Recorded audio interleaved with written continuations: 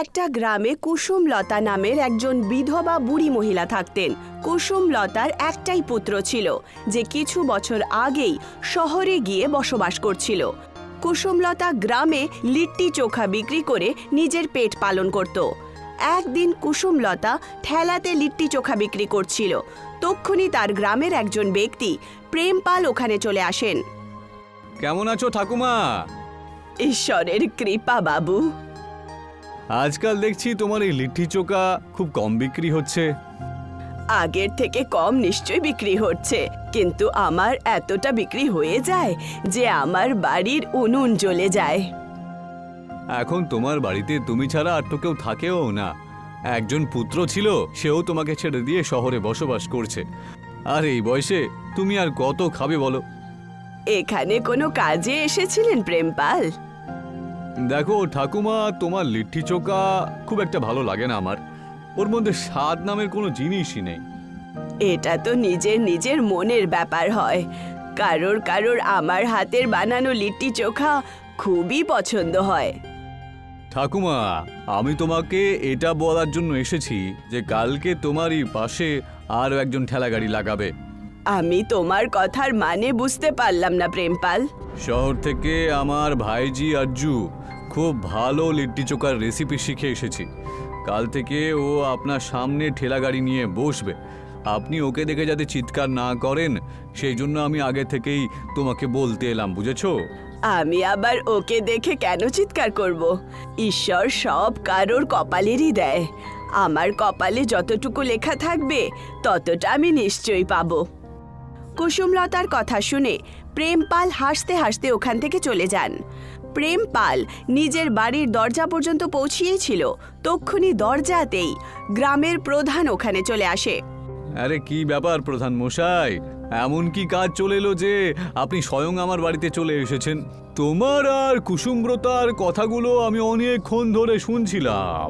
তা আপনি কি বলতে চাইছেন প্রধান মশাই? তুমি তো জানোই যে আমি সব সময়ের মতনই তোমার পক্ষেই থাকবো। আপনার থেকে আমি এটাই আশা করছিলাম প্রধান মশাই। আসল কথা সেটা নয় প্রেমপাল, আসল কথা হলো যদি কুসুমলতা সাহায্যের জন্য আমার কাছে আসে তাহলে আমি তোকে বারণ তো করতে পারবো না। বাধ্য হয়ে তোমার ভাইজি আজ্জুকে ঠেলাগাড়ি সরানোর জন্য ওখান থেকে বলতে হবে, কারণ কুসুমলতা গত 20 বছর ধরে ওখানে ঠেলাগাড়ি রেখে ব্যবসা করছে। তাহলে আমি এখনো বুঝতে পারছি না যে আপনি কার সাইডে রয়েছেন, আমার সাইডে নাকি ওই বুড়িটার সাইডে? আমি তো সবসময় তোমার সাইডেই রয়েছি প্রেমপাল। আমি তোমায় শুধু এখানে এটাই বলতে এসেছি যে সব সময়ের মতনই ভোটে আমার বেশি করে খেয়াল রেখো তুমি। ভোটের বেশিরভাগ খরচই তোমাকেই করতে হবে, ঠিক আছে? আরে এ আর বলার কি আছে? হ্যাঁ, আমি আপনাকে কথা দিচ্ছি যে এবারের ভোটে বেশিরভাগ খরচে আমি করব। প্রধান খুশি খুশি ওখান থেকে চলে যান। পরের দিন অর্জুন কুসুমলতার ঠিক পাশে ঠেলা লাগিয়ে দাঁড়িয়ে পড়ে। অর্জুন নিজের ঠেলা খুব ভালোভাবে সাজিয়েছিল। একজন ব্যক্তি অর্জুনের কাছে এসে বলে, আরে দাদা, এই খাবারে কিরকম ব্যঞ্জন রাখা আছে ভাই? আরে এটা শহরে লিট্টি চোখা রাখা আছে, খেয়ে দারুণ লাগবে।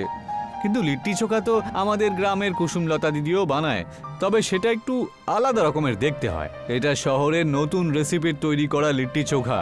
একবার খেলে পরে বারবার এখানে আসতে হবে, বুঝলে ভাই? তাহলে তাড়াতাড়ি 1 প্লেট লিট্টি চোখা আমাকে তৈরি করে দাও না ভাই। অর্জুন লিট্টি চোখা ওই ব্যক্তিকে দিয়ে দেয়। ওই ব্যক্তির সেটা খুবই পছন্দ হয়। ও লিট্টি চোখা খেয়ে ওখান থেকে যেতেই শুরু করেছিল, তক্ষুনি অর্জুন সেই ব্যক্তিকে বলে, আরে কথাটা তো শুনবে। তুমি তো আমাকে এটা বললে না লিট্টি চোখা তোমার কেমন লাগলো? আরে দারুণ লাগলো, সুস্বাদু। তাহলে গ্রামে গিয়ে আমার প্রশংসা করবেন যেন, আর বলবেন যে গ্রামের সমস্ত লোকজন যেন আমার কাছে লিট্টি চোখা খেতে আসে, নাকি এই বুড়ি মহিলার কাছে। অর্জুনের কথা শুনে ওই ব্যক্তি হাসতে হাসতে ওখান থেকে চলে যায়। কুসুমলতা অর্জুনের দিকে তাকিয়ে বলে, এটা ভুল কথা বাবু। তুমি লিট্টি চোখা ভালোই বানাচ্ছ, এতে কোনো সন্দেহ নেই, কিন্তু তুমি আবার লিট্টি চোখাকে খারাপ বলো তার কোনো অধিকার নেই। আমি জানতাম তুমি অবশ্যই আমার সাথে মারামারি করবে। প্রেমপাল কাকা আমাকে সব কিছু বলে দিয়েছিল। আমি তোমার সাথে ঝগড়া করছি না, তুমি সমস্ত গ্রামে নিজের লিট্টি চোখার প্রশংসা করছো আর আমার ব্যাপারে খারাপ। আমি তো এইভাবেই আপনার আর আপনার লিট্টি চোখার ব্যাপারে খারাপ কথা বলবো। আপনার যা করার আপনি করুন। সেই দিনের পর কেউ যদি ভুলবশত কুসুমলতার ঠেলাতে চলে আসতো, তখন অর্জুন তাকে নিজের হাতের বানানো ফ্রিতে লিট্টি চোখা খাওয়াতো। ওই ব্যক্তির অর্জুনের হাতের বানানো লিট্টি চোখা খুব পছন্দ হতো। আস্তে আস্তে অর্জুন কুসুমলতার সমস্ত গ্রাহক নিয়ে নেয়। কুসুমলতা বাধ্য হয়ে গ্রামের প্রধানের কাছে চলে যায়। কি ব্যাপার কুসুমলতা দেবী, গ্রামের প্রধানের কথা আজকে আপনার কি করে মনে পড়লো? হ্যাঁ, আপনি তো এইভাবে বলছেন প্রধান বাবু, যেন আপনি কিছু জানেনই না। আরে এইটা ছোট্ট গ্রাম, যদি কারোর হাঁচিও পায় তাহলেও পুরো গ্রাম জেনে যেতে পারে। আমি জানি অবশ্যই তুমি প্রেমপালের ভাইজি আজ্জুর ব্যাপারে নালিশ জানাতে এসেছো, কিন্তু যে গাছের তলায় তুমি ঠেলাগাড়ি লাগিয়ে বসো সেই জায়গাটা তোমার নয়, ওটা গ্রামের জায়গা। আর ওখানে সবারই তো ঠেলাগাড়ি লাগানোর অধিকার রয়েছে। আপনি আমাকে ভুল বুঝছেন প্রধান বাবু। অর্জুনের ঠেলা লাগানোতে আমার কোনো অসুবিধে নেই, কিন্তু যেইভাবে ও আমার গ্রাহক ভেঙে দিচ্ছে আর আমার বানানো লিট্টি চোখার সমস্ত জায়গায় খারাপ বলছে, ব্যাস সেটাই ভুল। তা তোমাকে কথা বলতে কে থামিয়ে রেখেছে? হ্যাঁ, তুমিও ওর লিট্টি চোখা নিয়ে খারাপ খারাপ কথা বলো। ও যদি ফ্রিতে গ্রাহকদের লিট্টি চোখা খাওয়ায় তাহলে তুমিও খাওয়াও। শুধু তোমার আর ওর লড়াই যেন এত দূরে না পৌঁছয়। ব্যাস, এখন তুমি আসতে পারো। কুসুমলতা নিরাশ হয়ে ওখান থেকে চলে যায়। কুসুমলতা খুব ভালো লিট্টি চোখা বানাতো, কিন্তু এখন গ্রামের কোনো ব্যক্তি তার লিট্টি চোখার দিকে তাকাতও না। একদিনের কথা, একটা 10 বছরের বাচ্চা যে খুবই নোংরা কাপড় পরে রেখেছিল অর্জুনের ঠেলার কাছে এসে দাঁড়িয়ে পড়ে। আমার খুব বেশি খিদে পেয়েছে। তোমার এই জঘন্য শাড়ি দেখে তো আমার মনে হচ্ছে যে তোমার কাছে খাবারের পয়সাও নেই মনে হয়। আপনি একদম ঠিক বলেছেন, আমার কাছে টাকা নেই, আমাকে কিছু খেতে দিন না। এই শোনো, যদি ভিক্ষা চাইতে হয় তাহলে গ্রামে গিয়ে যাও। আমার ঠেলাগাড়ির সামনে তুমি একদম দাঁড়াবে না। যা, পালা এখান থেকে, এমনিতেই ধান্দার সময় এখন। ওই ছোট্ট বাচ্চা নিরাশ হয়ে কুসুমলতা ঠেলার কাছে এসে দাঁড়িয়ে পড়ে। কি হয়েছে বাবু? আমার খুব বেশি খিদে পেয়েছে। তোমার নাম কি? আমার নাম রাধা। কুসুমলতা 1 প্লেট লিট্টি চোখা রাধাকে দিয়ে দেয়। রাধা কিছুক্ষণের মধ্যেই সমস্তটা খেয়ে নেয়। আর খাবে বাবু? হ্যাঁ, এটা তো খুবই স্বাদ। কুসুমলতা হাসতে হাসতে আরও 1 প্লেট রাধাকে দিয়ে দেয়। রাধা দ্বিতীয় প্লেট লিট্টি চোখা খেতে খেতে হাসতে হাসতে বলে, আপনি তো খুব ভালো লিট্টি চোখা বানান। হ্যাঁ, কিন্তু আমার হাতের বানানো লিট্টি চোখা এখন গ্রামের কোনো ব্যক্তি খায় না। যদি আপনি লিট্টি চোখাতে ম্যাগিও মিশিয়ে দেন তাহলে আপনার ম্যাগি লিট্টি চোখার কোনো প্রতিযোগিতা হবে না।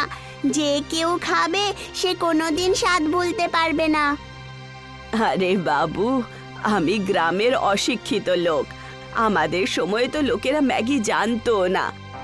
আমি কি করে বানাবো বলো? তুমি চিন্তা করো না, আমি কাল সকাল 5টার সময় তোমার বাড়িতে আসব, তোমাকে সব কিছু বুঝিয়ে দিয়ে যাব। এইটুকু বলে রাধা ওখান থেকে চলে যায়। কুসুমলতা তার কথায় একদম মন দেয় না। সকাল 5টার সময় কুসুমলতা ভোরবেলাতেই উঠে পড়ত। কুসুমলতা ঘুমিয়ে উঠিয়েছিল, তক্ষুনি তার দরজার কড়াতে কেউ বাজাতে শুরু করে। এত সকাল সকাল কে হতে পারে, গিয়ে দেখছি। কুসুমলতা যেইমাত্র দরজা খোলে তখন তার সামনে রাধা দাঁড়িয়েছিল, যার হাতে একটা ছোট্ট মেশিন ছিল। ভেতরে এসো রাধা, আমি তো তোমার ব্যাপারে ভুলেই গেছিলাম।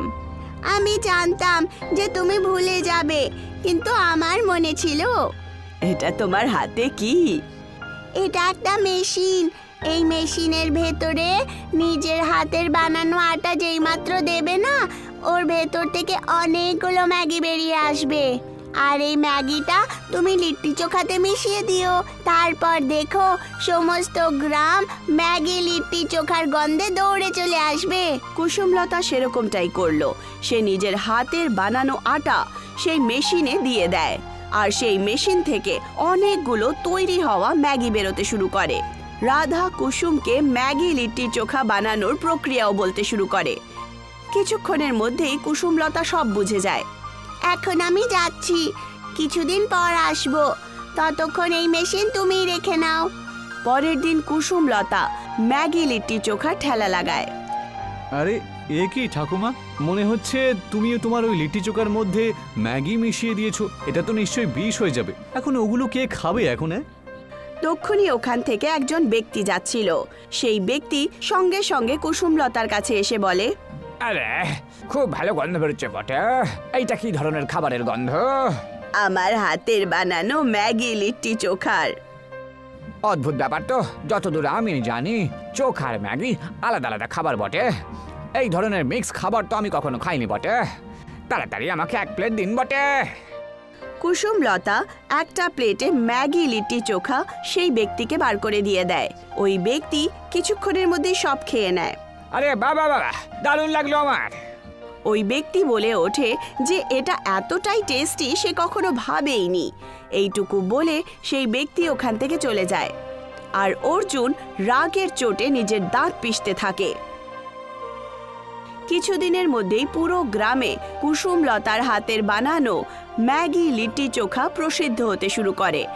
এখন অন্যান্য গ্রামের লোকেরাও কুসুমলতার হাতের বানানো ম্যাগি লিট্টি চোখাই খেতে আসতো। আর এই কথাটাই অর্জুনের ভেতরে ভেতরে খুব চিন্তিত করে তুলেছিল। এখন অর্জুনের ঠেলার সামনে কোনো কুকুরও দাঁড়াতো না। অর্জুন রাগের চোটে প্রেমপালের কাছে গিয়ে বলে, এসব কি কাকা? প্রতিদিন আমার ক্ষতির পর ক্ষতি হয়ে যাচ্ছে, আপনি কিছু করছেন না কেন বলুন তো?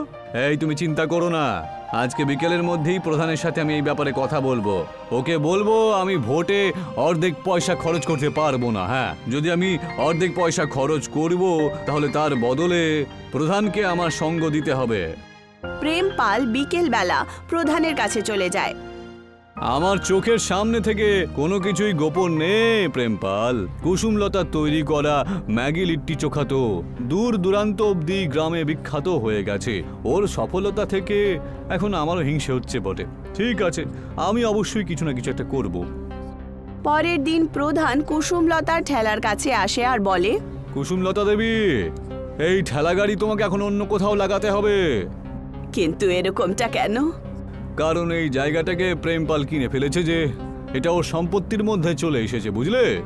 কুসুমলতা হাসতে হাসতে প্রধানের দিকে তাকিয়ে বলে, আমার এখন ঠেলা লাগানোর কোনো দরকারও নেই প্রধান বাবু, কারণ আমি গ্রামের দোকান কিনে নিয়েছি।